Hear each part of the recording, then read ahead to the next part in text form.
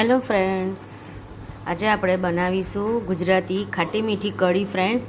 તેના માટે મેં લીધું છે દહીં ખાટું, લીમડો, મરચાં 2 અને ચણાનો લોટ. ફ્રેન્ડ્સ, મેં છે ને લીમડો હું અંદર જ પીસીને નાખું છું ફ્રેન્ડ્સ, જે હું હમણાં બોસ ફેરવીશ, અને મરચાં બી અંદર જ નાખું છું. જો લીમડો આપણે ગ્રાઇન્ડ કરીશું ને ફ્રેન્ડ્સ, તેનો એક અલગ જ ટેસ્ટ આવશે ફ્રેન્ડ્સ. જો આપણે હવે ગ્રાઇન્ડ કરીશું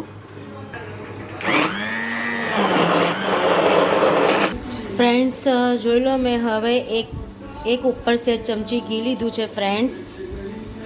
તેની અંદર આપણે જીરું નાખીશું, રાઈ નાખીશું અને મેથીના દાણા નાખીશું ફ્રેન્ડ્સ. આમાં મેથીના દાણાનો ટેસ્ટ બહુ જ ફાઇન આવે છે ફ્રેન્ડ્સ.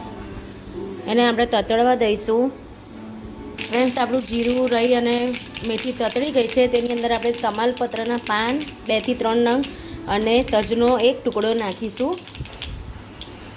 અને પછી આપણે પેલું જે બેટર કર્યું હતું ને કઢી બનાવવાનું, એ રેડીશું ફ્રેન્ડ્સ. આપણે એને 10 મિનિટ જેવું થવા દઈશું ફ્રેન્ડ્સ. હું હાફ કપ જેટલું પાણી નાખું છું. તમારે જો જાડી પાતળી જે પ્રમાણે તમારે ખાવી હોય ને ફ્રેન્ડ્સ, એ પ્રમાણે પાણી રેડવાનું કઢીમાં ફ્રેન્ડ્સ. જો આપણી કઢી થાય છે ફ્રેન્ડ્સ, આપણે તેમાં સહેજ હલ્દી પાવડર નાખીશું ફ્રેન્ડ્સ. એનાથી કઢીનો કલર બહુ ફાઇન આવશે અને થવા દઈશું ફ્રેન્ડ્સ. 5 મિનિટ થઈ છે. હવે આપણે અંદર આદું નાખીશું ફ્રેન્ડ્સ, છીણીને થોડું.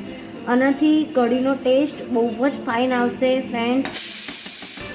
જોઈ શકો છો આપણી કઢી ઉકળે છે ફ્રેન્ડ્સ.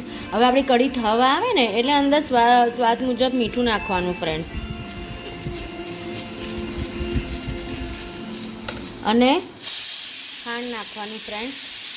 હું અત્યારે અડધી બી ચમચી નથી નાખતી, કારણ કે મારા ઘરે બધાને ખાટી કઢી ભાવે છે ફ્રેન્ડ્સ. તમે તમારા ટેસ્ટ મુજબ ગળપણ અને ખટાશ બંને બેલેન્સ કરી શકો છો. તે પ્રમાણે તમને ભાવે તે પ્રમાણે તમે લઈ શકો છો ફ્રેન્ડ્સ. હવે આપણે 2 મિનિટ સુધી થવા દઈશું ફ્રેન્ડ્સ. આપણી કઢી 10 મિનિટ થઈ ગઈ છે.